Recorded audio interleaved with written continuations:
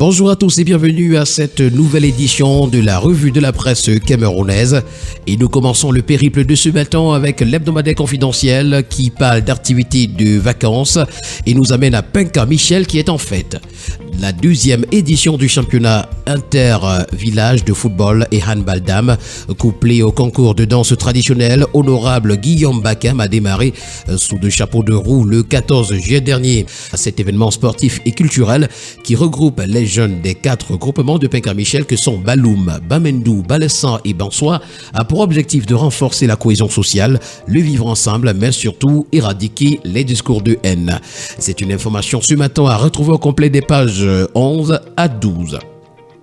Nous continuons ce matin avec le quotidien Mutation qui parle de l'abominable trophée du Cameroun dans la vie chère.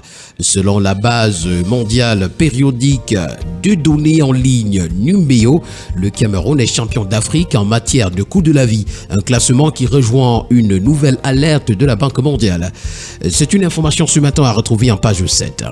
À Yaoundé, pas un pas sans ordures. Voilà ce qu'on peut retrouver ce matin en page 5. Et puis, travaux de la route Ndjoulé, la BAD lève la suspension. Nous poursuivons ce matin avec le quotidien bleu d'Amalmana, le jour qui parle d'exploitation minière et nous renseigne que PIC Mineral n'a pas de permis au Cameroun. Le ministre des Mines, de l'Industrie et du Développement technologique réagit à une information largement relayée ces derniers jours. Un patrimoine également, les richesses culturelles du Septentrion sont en vitrine. Toutes ces informations ainsi que bien d'autres sont à retrouver ce matin en parcourant les colonnes du journal. Le tri-hebdomadaire La Météo donne également la parole au professeur Focalitus Gentry. PIC Minerals n'a aucun permis d'exploitation au Cameroun. Dans un communiqué ce 15 juillet, le ministre par intérim des Mines, de l'Industrie et du Développement technologique indique également que la société australienne n'a jamais déposé une demande d'attribution dans ce sens. Des observateurs avertis, quant à eux, soutiennent qu'il s'agit d'une basse manœuvre pour perturber le programme d'investissement du chef de l'État Paul Biya dans le secteur minier. L'information est à retrouver ce matin des pages 2 à 3. Le journal Repère parle également de minerais ce matin à la grande une. Or, uranium, rutile, zircon et bien d'autres, le pic de pillage, voilà le titre qui nous est présenté ce matin. La junior australienne, pour des raisons non élucidées, arrache à elle seule 24 permis d'exploitation au ministre des Mines et du Développement technologique Focalitus Gentry. Nous allons continuer ce matin avec une autre information. Il s'agit de vice et cynisme du Consupé, chasse à l'homme à la CNPS. Voilà le titre à retrouver ce matin à la grande une du quotidien Le Messager dans le rôle de l'exécuteur en violation de la loi de 2018. Mba Atcha-Rose Fomundam envoie ses chargés de mission faire un état de siège et la traque de Mekulumvondo. Voilà ce qu'indique un commentaire ce matin, le journal. Village Royal Boneleke Aqua également en petite une, non à la distraction. Le collège des notables refuse l'émission du préfet dans le processus de désignation de leur chef. Nous poursuivons ce matin avec le journal à caractère satirique Le Popoli qui parle également du contrôle supérieur de l'État ce matin et nous présente l'étrange lynchage du DG de la CNPS. Le patronat camerounais marque son indignation. Port autonome de Douala également a retrouvé un pied de une. Les travaux d'Hercule de Sirius Ngo et son équipe nous sont présentés. Nous continuons ce matin avec le journal La Terre Promise Hebdo qui parle de transfert des avoirs dormants à la SIDEC. Le coup de franc de la COBAC nous est présenté à la grande une.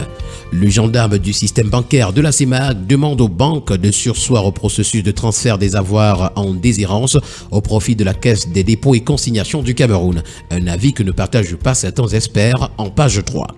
Le quotidien L'économie pour sa part s'intéresse à la nouvelle SNI et nous présente les chantiers prioritaires. Transformé en société à capital public, c'était le 10 juillet dernier par le président de la République. Plusieurs actions doivent être menées avant le lancement des activités de la Société nationale d'investissement. Dans cette édition du quotidien L'économie, retrouvons la liste de quelques-unes de ces activités. Nous continuons ce matin avec le quotidien Vert Émergence qui parle également d'extrême pauvreté au Cameroun et nous fait savoir que la Banque mondiale tire à la sonnette d'alarme. 25% de Camerounais pourraient être touchés d'ici 2026. C'est une information à retrouver au complet à la page 3. En page 2, on parle plutôt de solidarité. L'acte 4 de la MASO livre sa copie. Et puis, eau et énergie, le Cameroun et Israël se concertent. On parle également de cette coopération entre le Cameroun et Israël qui examine des possibilités de coopération dans les domaines de l'eau et de l'électricité à la grande une du quotidien Info Matin. C'est d'ailleurs l'objectif de l'audience accordée le 15 juillet à Yaoundé par le ministre de l'eau et de l'énergie au nouvel ambassadeur de l'État hébreu au Cameroun. Nous continuons ce matin avec le quotidien à capitaux publics, c'est Cameroun Tribune qui parle de lutte contre le trafic de la drogue. À l'assaut d'une mafia, voilà le titre qui nous est présenté ce matin. Alors que la consommation de stupéfiants gagne du terrain au Cameroun avec des niveaux alarmants chez les jeunes, le gouvernement vient de se doter d'un ambitieux plan stratégique de riposte contre le fléau. Les pouvoirs publics sont clairement déterminés à perturber le trafic de drogue illicite et en démantelant les groupes organisés impliqués dans les différents circuits. La nouvelle stratégie vise aussi à diminuer les besoins de consommation des individus ou groupes, sans oublier une répression plus sévère par les forces de l'ordre et le système judiciaire. Une information ce matin à retrouver des pages 12 à 13.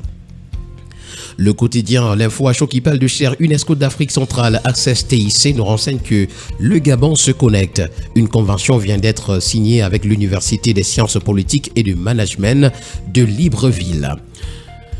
Le journal Sa Presse pour sa part parle de mobilisation sans faille pour des objectifs ambitieux. C'est une nouvelle ère pour Duimanto, c'est la panthère sportive du nez. Le quotidien de la santé Éco-Santé pour sa part parle de Mamal Pro, l'innovation camerounaise saluée à l'international pour son efficacité contre le Covid-19 et la CAN 2021.